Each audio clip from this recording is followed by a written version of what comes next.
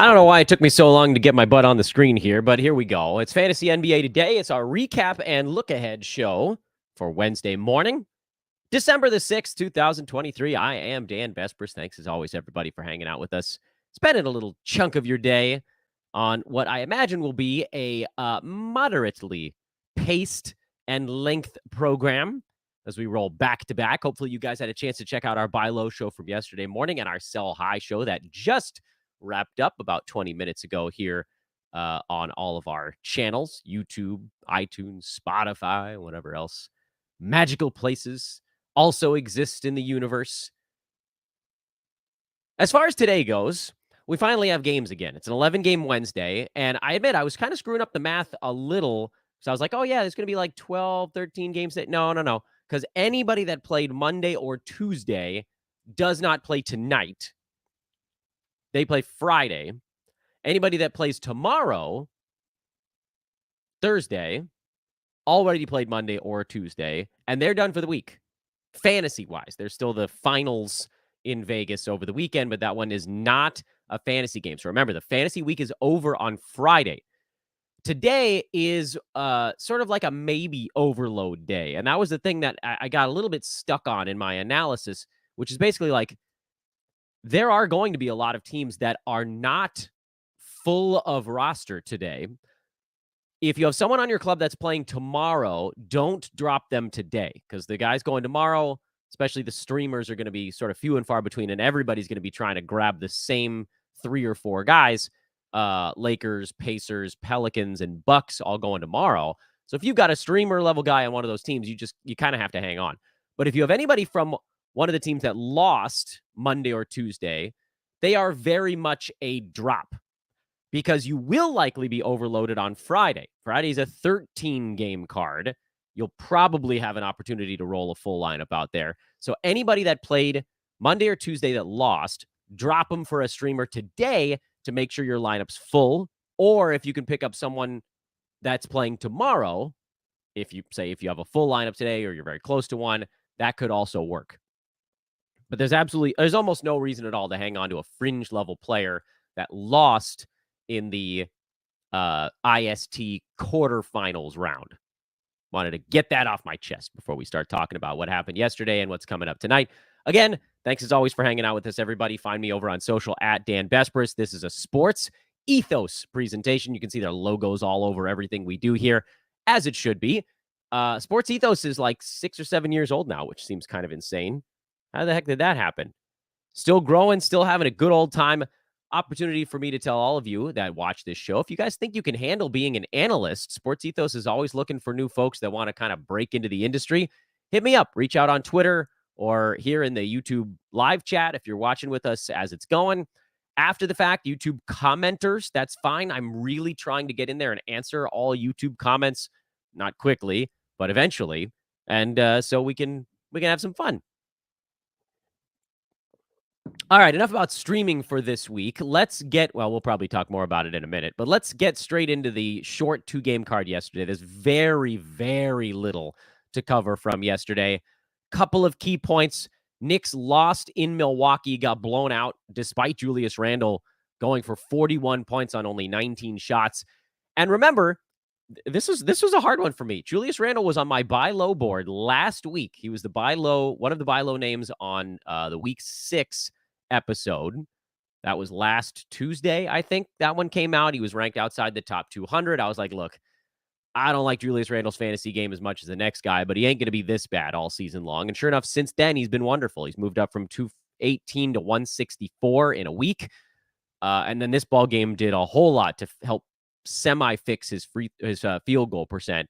Now we get the free throw number a little bit higher, and hopefully everything will kind of balance out for him. He's probably a sell high now after this giant ball game, but you're kind of threading a needle if you bought low a week ago and you're trying to sell high today. Just understand that the full Julius Randle experience will be somewhere in between. Josh Hart had a pretty good fantasy game by all accounts with 3 steals, kind of floating things for him, but only 26 minutes because RJ Barrett played better, at least for stretches in this ball game.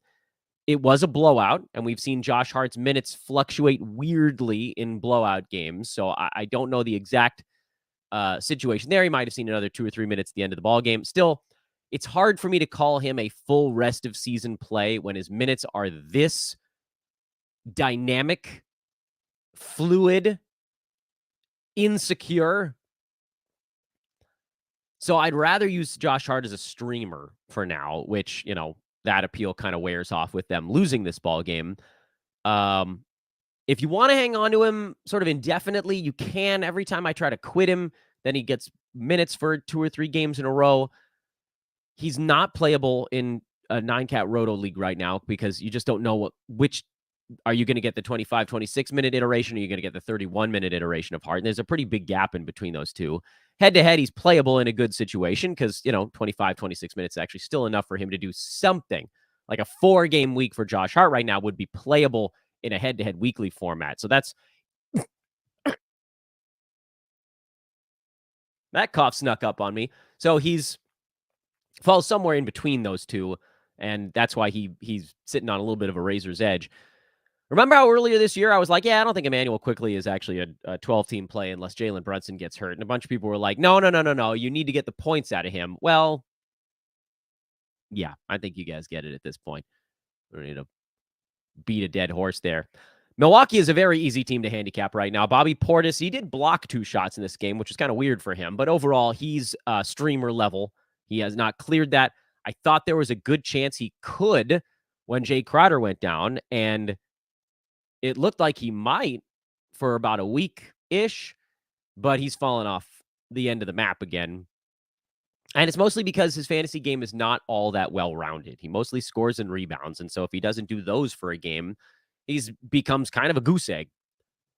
Chris Middleton got up to 26 minutes, for whatever that's worth. I still think he's going to be one of the most annoying players to roster in fantasy all season long. Every time there's any little nagging thing, they're going to dial him back down to 22, 23 minutes a ball game. Is he a buy low? Technically, yeah, but that doesn't mean you have to. And frankly, I think I'd rather just not continue, by the way, to not deal with Chris Middleton because I drafted him in 0 places. I told you guys he was going to be a huge headache this year. Don't risk it. I know it felt like, if I can get him at 90, 100, he could. No. Here's the thing about fantasy sports, and I don't want to spend too much time on this little philosophical non sequitur, but you don't have to try to get every value you think you see. So you know how I was like, look, if you guys want to pick up Miles Bridges, he's probably going to have fantasy value. Go ahead. I'm just not doing it. I feel confident that I can win my league without him. And I'm in 8 Yahoo cash leagues and then, a smattering of non-Yahoo leagues. Yahoo or Yahoo? It doesn't matter. 3 of those are head-to-head. God help me. I hate them all.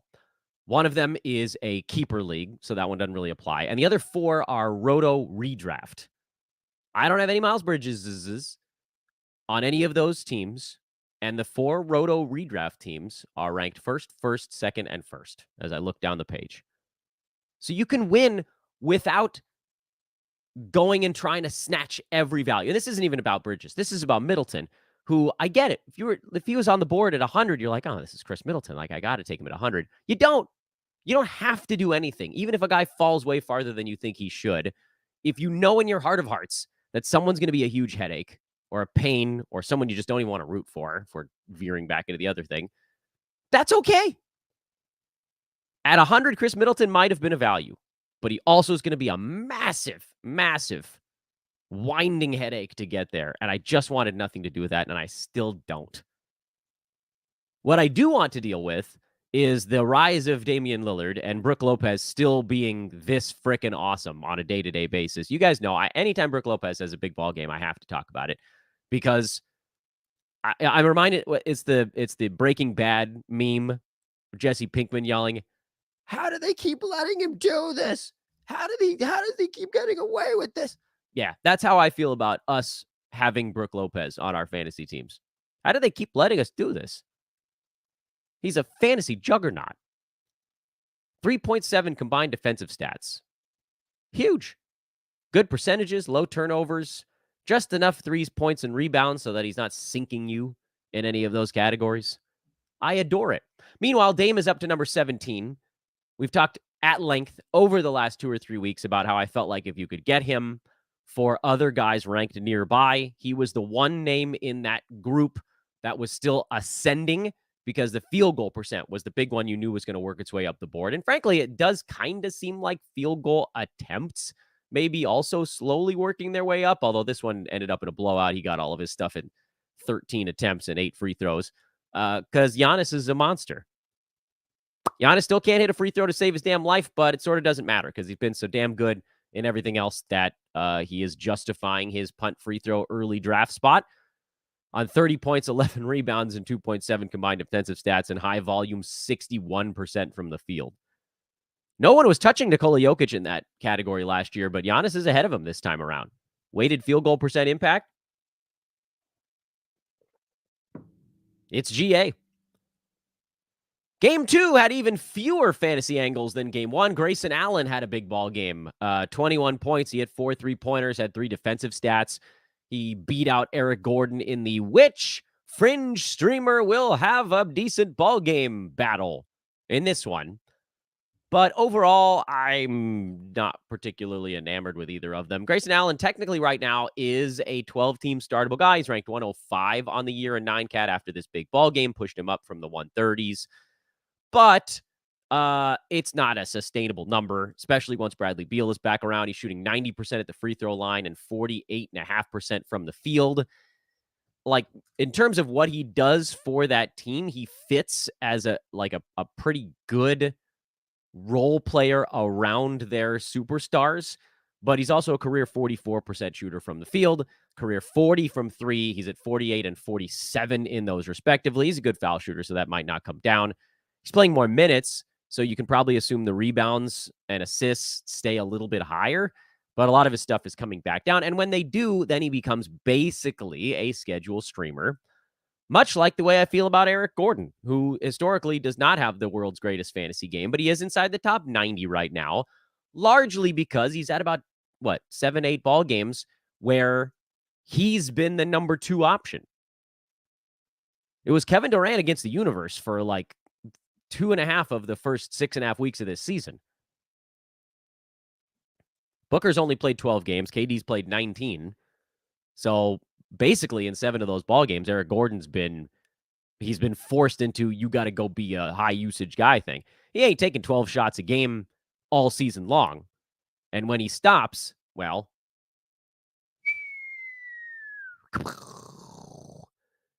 so fine. If you want to try these guys now, I think it's your funeral.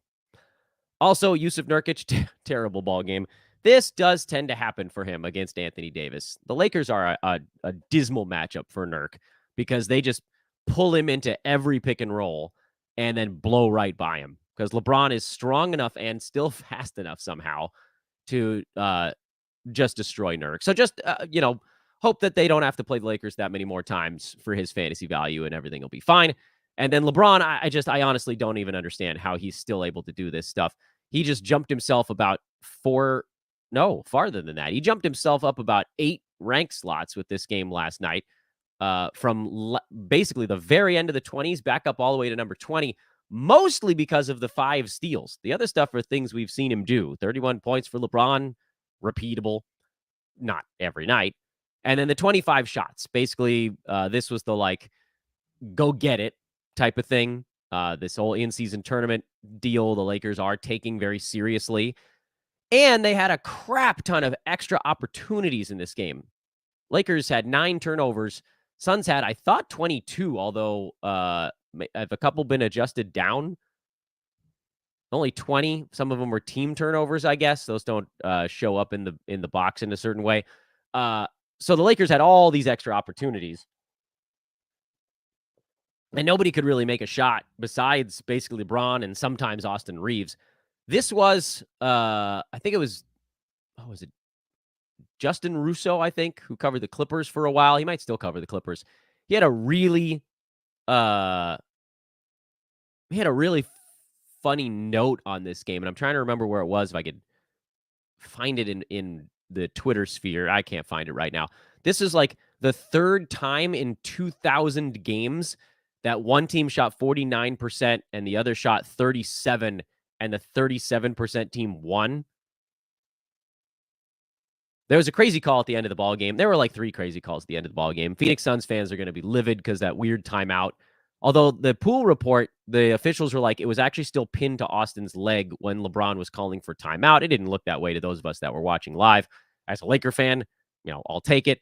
Although there was a play about 45 game seconds earlier where both LeBron and Anthony Davis got hacked on drives to the rim and nothing happened there. So, like, if you go over the entire ball game, they probably even out. It's just that the last one we remember was maybe the most egregious. Either way, fun ball game. I didn't think the Lakers were going to win this one. They did.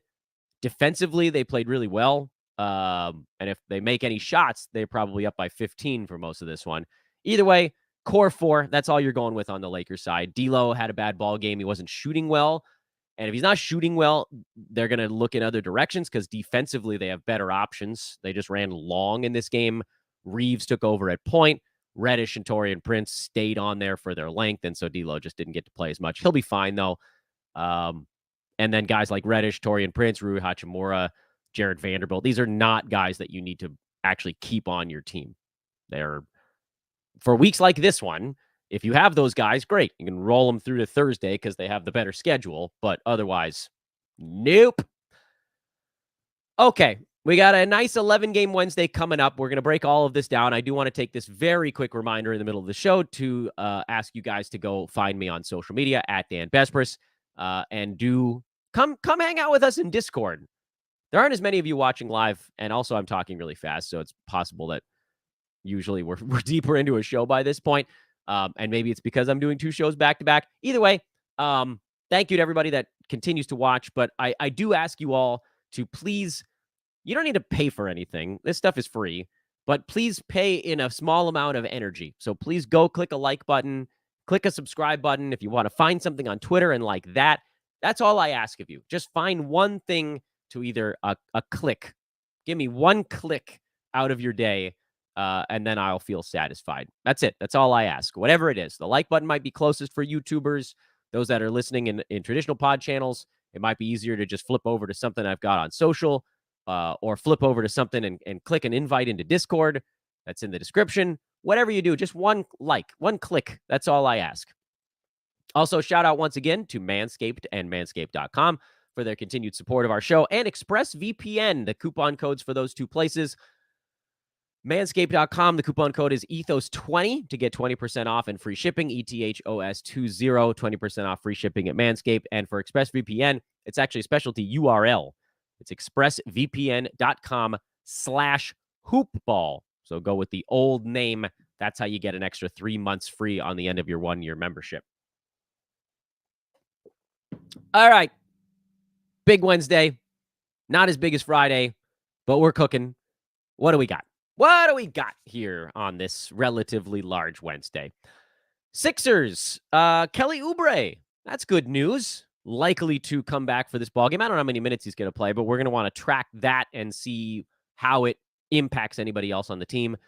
For the Wizards, it's the same thing as always. Basically, can they keep the ballgame close enough for all of the regulars to have value, or is it just going to be another blowout where Kyle Kuzma gets his 25 shots and then heads to the pine and everybody else plays 23 minutes?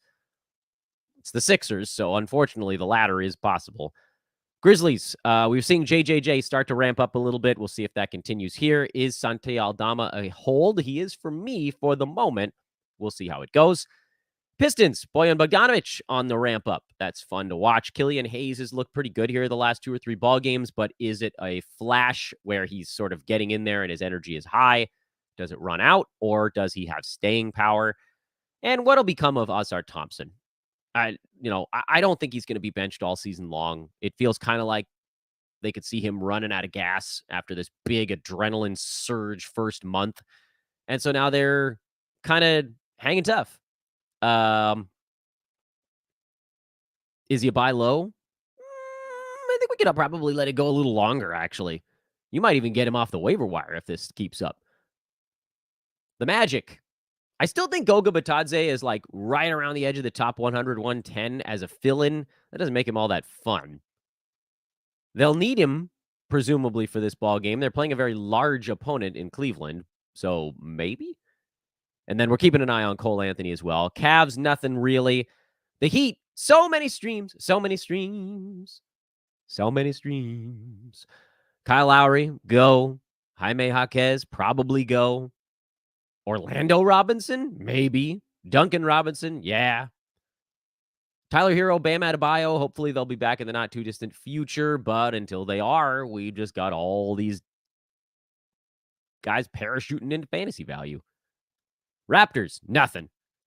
The Nets, I continue to wonder, what does the Cam Thomas return do to everybody else? So far, the answer is not all that much, but it does feel like he's going to have to sort of siphon something away from Dinwiddie, Bridges, Johnson. Playing all these guys, that's fine. I want to know where they all end up. And sometimes that takes a few weeks. The great leveling. Sometimes we need a few weeks to assess, but we are assessing. The Hawks, nothing. Spurs, nothing. Wolves, mostly just whether or not Anthony Edwards is going to play. Hornets, yeah, it's...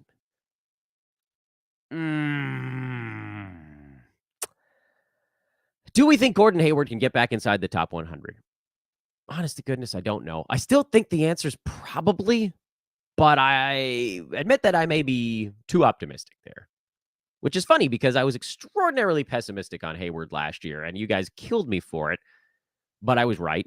And then this year, I was like, well, I don't know. And then he was better, and so I was wrong. And now I'm on it, and now I feel like I might be wrong again. Like maybe I was right last year all the way around, and I should have just been like, you know what, Gordon Hayward still sucks, and I shouldn't have gone back on it. But he was good to start this year.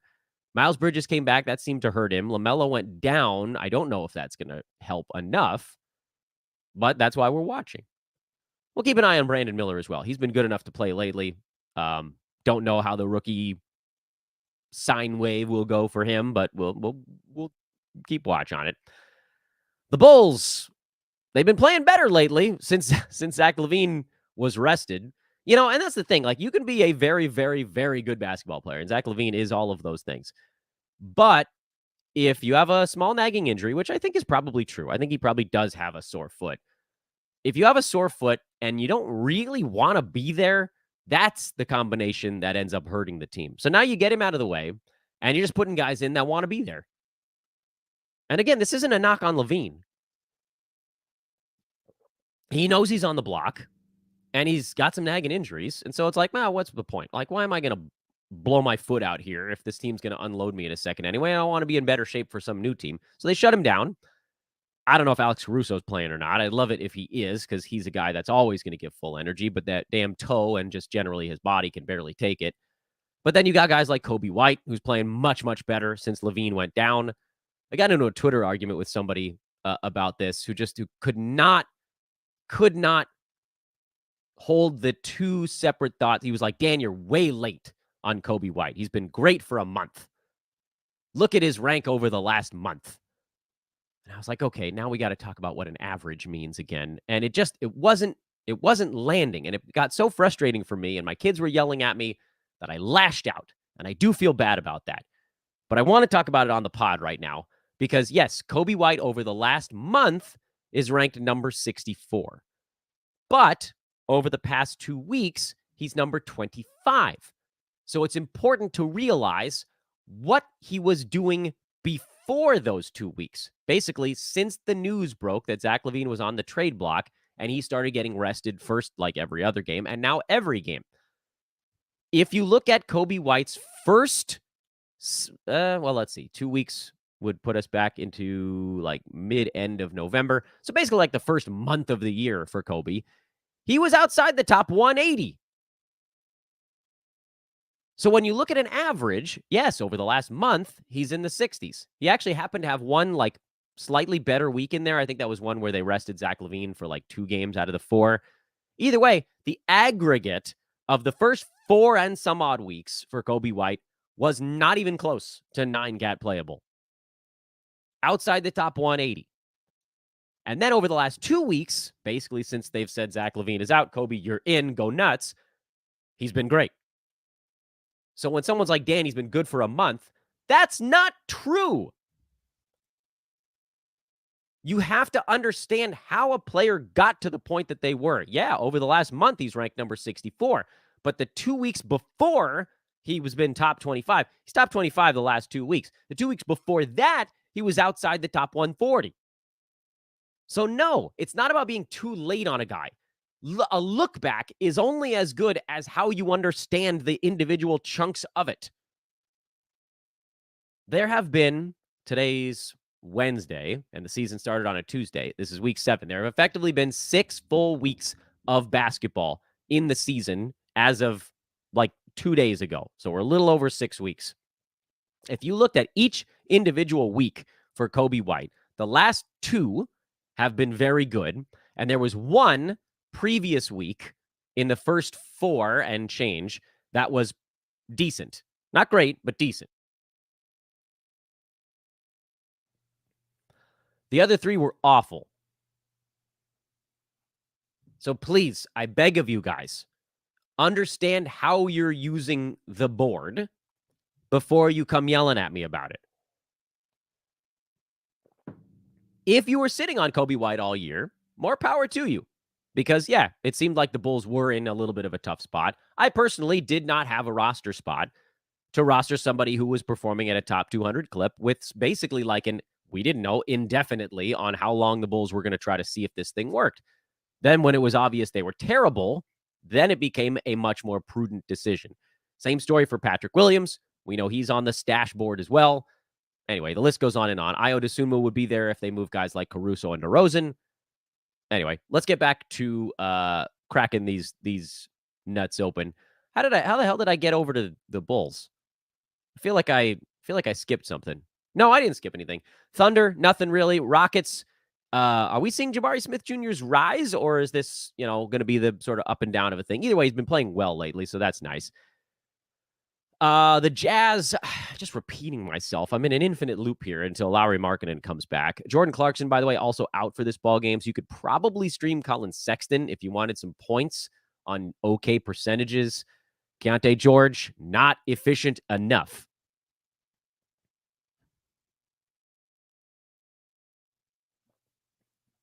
Okay, I don't want to go do the whole thing. Mavericks, it sounds like Kyrie and Tim Hardaway Jr. are both back, so you can punt on whatever streamers you were thinking about there. Derek Lively is awesome, so roll there. Nuggets, Jamal Murray's health status is kind of the only thing in question. Reggie Jackson has been good the last couple. When he was in there a bunch, basically like when Murray missed 3 weeks or whatever it was before, Reggie Jackson was not a 9-cat guy. But if you catch him on the right night, it could work. Head-to-head, he makes more sense, obviously. Clippers, nothing really right now. The Stars are actually playing pretty well at the moment, so there isn't any buy low opportunity. Blazers, Anthony Simons may be back for this ball game. Maybe. Jeremy Grant is out with a concussion. DeAndre Ayton is out with some knee soreness, so this is going to be a real weird one for the Blazers. But we might get an interesting data point on like who fills in at big man spots. And then the Warriors, sounds like they're getting CP3 and Andrew Wiggins back. We'll see if Wiggins can kind of pick up where he left off. He was playing well. He actually did best ball game of the year before, whacking his finger in a car door. For goodness sake, dude. And then what does this mean for Clay? He's been kind of coming on a little bit lately. Not great, but certainly better. And the Warriors, it's really a question of like how can these old guys get it damn together? Get it together. All right, that's what's coming up. I think that's everybody on the board, right? Yeah, we'll shut that sucker down. Let's do a few questions here because we're only a half an hour in. I'll do about 10 minutes of questions. Then I got to get back to my day. If you have them, let's see. Okay, question at 10:41. That's the last one I'm going to do. So if you didn't get your question in now, it's not getting answered today, but I'm going to try to get them all in up to that point. Here we go. Competitive 9-cat Roto League. How much fab to spend on Buddy Hield? Well, assuming you started with 100, I spent like 27 on him in a league, and I got him. But he's been good for like a week and a half since that happened, so you might need to go into the 30s to get it done. And you said it's competitive, so you might even need to go into the 40s. I I know it's Tuesday recap and Wednesday look ahead, but could you potentially spend some time going over options for tomorrow's 4-gamers so your viewers can make sure to get the best options available? Yeah, it's not a terrible idea, actually. So the problem is a lot of these guys are going to be rostered already because they were picked up for their games yesterday and the day before. Indy, the sort of fringy players that you'd want to roll with would be Obi Toppin and Aaron Nesmith. Milwaukee, Campaign would be the very sort of basement level one, but Bobby Portis is probably your better option there. Pelicans, they're pretty starter heavy right now, and Trey Murphy is fairly almost universally rostered. So there aren't many options, but Jose Alvarado and Dyson Daniels would be the ones you could maybe look at. Najee Marshall would be the fringy one.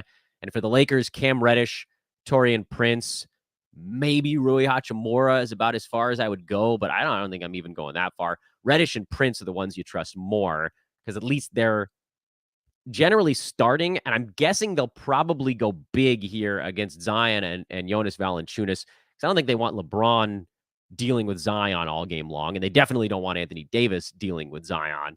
So the Lakers are going to have some personnel decisions. What does that mean? We get off, like, you might get an Anthony Davis, Jackson Hayes front court for stretches. Christian Wood probably doesn't play because he's not quite strong enough defensively.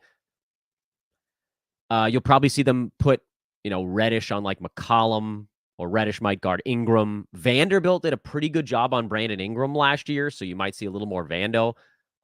Still, I think Prince and Reddish are probably the guys that you'd consider in kind of that deep stream mode.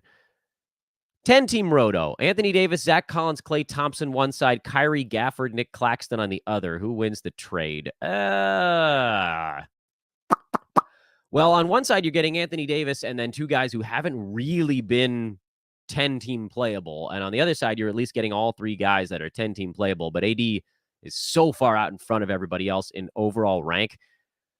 I think a little bit has to do with team needs. I know this particular person says they're punting points. So, Klay Thompson becomes even less useful there, but also Kyrie Irving becomes less useful. I probably go with the Kyrie Gafford Claxton side because Kyrie, I think, is going to end up in the mid-teens. AD is always an injury risk, so there's that hanging over you. Gafford has been a top 60 guy. Claxton could be a top 40 guy this year. I think that's basically you're getting a little bit more than enough for Anthony Davis alone. If this was like Kyrie and Gafford for Anthony Davis, I'd take the Davis side.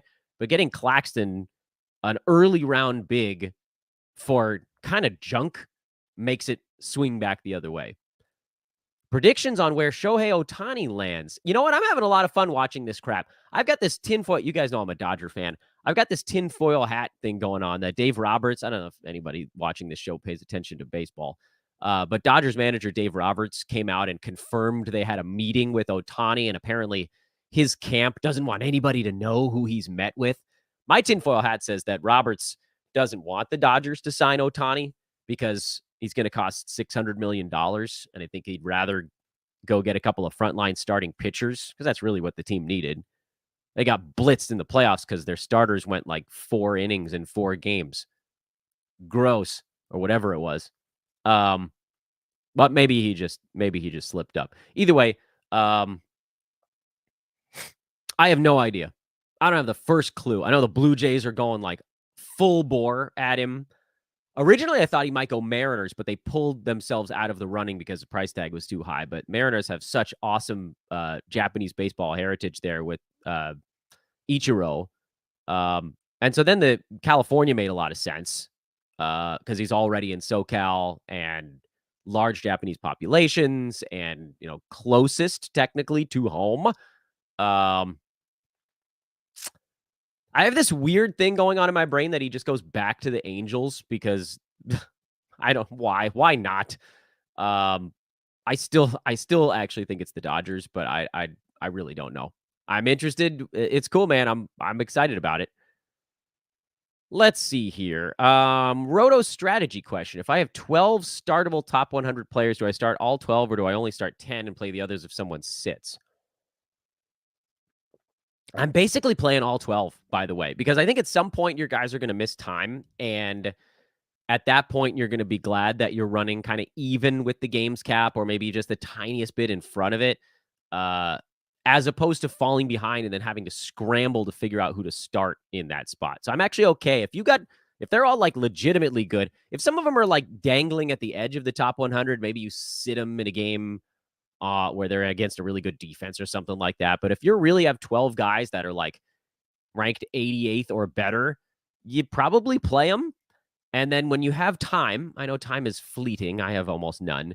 Try to package some dudes. Not your guys at the end of the bench. Package somebody that's like a top 40 with a top 80 and see if you can turn them into a top, 28 or something like that. Because you've got more guys than you need, and you can try to wring some value out of one of them. Rank the following players: Keegan Murray, Chris Middleton, Trey Murphy. Keegan, Trey, Middleton. Because I just don't want to deal with Middleton this year.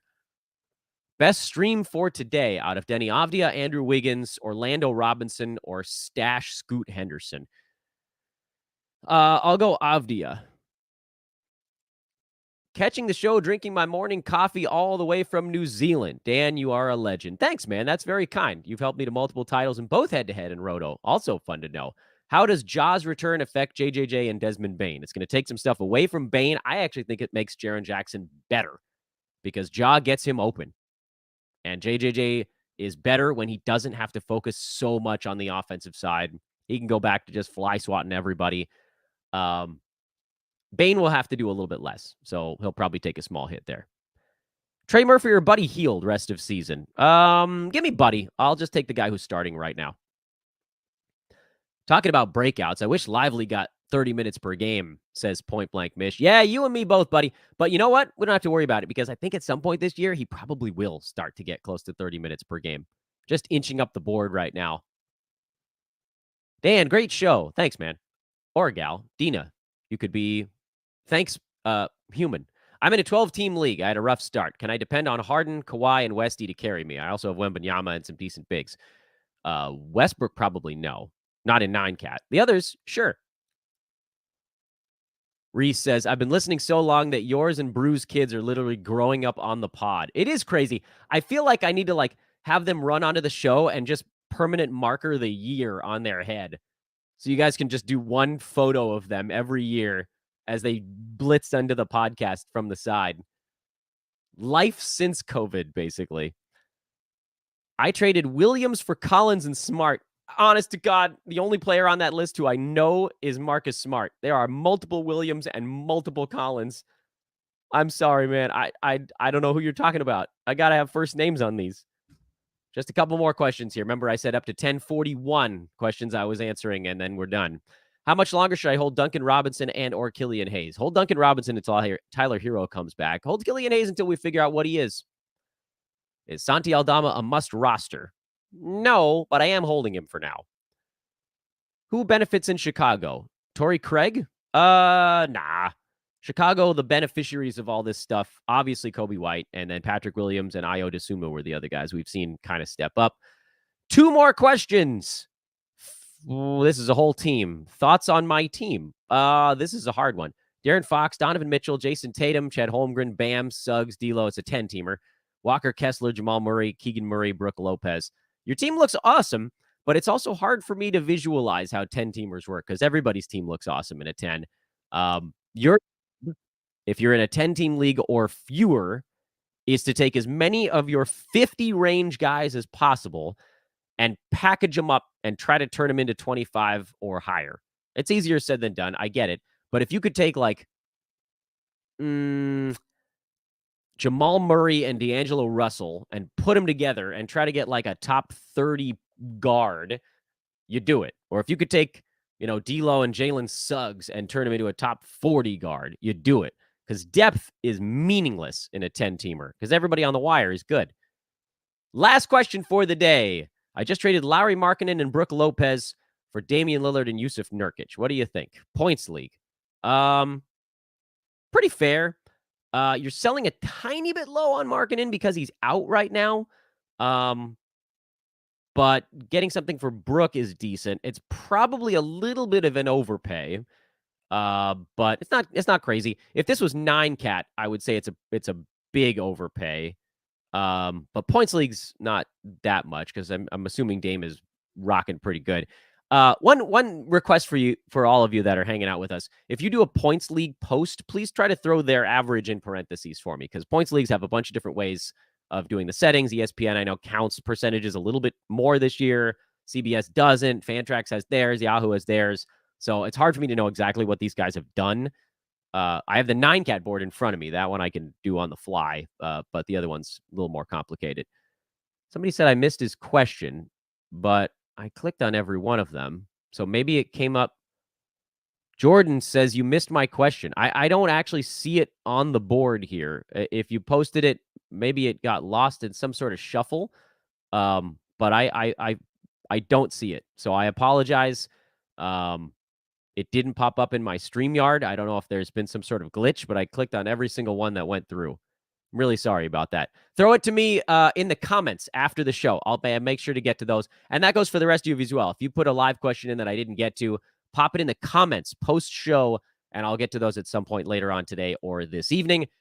Thanks again to Manscaped and ExpressVPN. I am Dan Besbris at Dan Besbris on social. Again, I ask of you guys, not for your money, but for a few seconds of your time, to please click on something, anything at all. Click on a thumbs up, click on a subscribe button, click on a like, a heart, a retweet on Twitter, whatever it is. One click. That's all I ask of you today, and we'll keep growing this thing together.